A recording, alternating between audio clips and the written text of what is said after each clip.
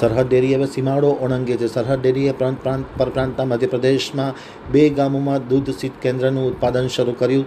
ત્યાંથી 21 ગામોનું દૂધ કલેક્શન કરી અને અમૂલ ડેરીમાં મોકલી આપવાની જાહેરાત કરતા ચેરમેન વલમજીભાઈ હુંબલ.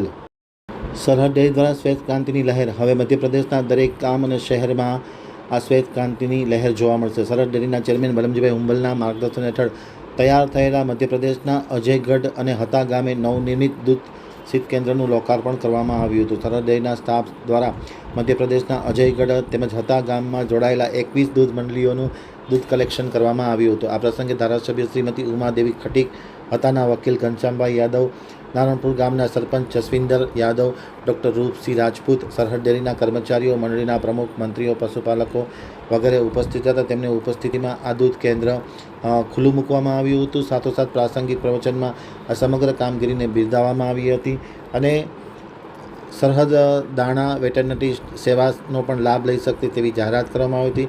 10 દિવસે પશુપાલકોના ખાતામાં ઓનલાઈન દૂધના પૈસા જમા થઈ જશે તેવી જાહેરાત કરવામાં આવતા સૌએ આ જાહેરાતને વધાવી લીધી હતી.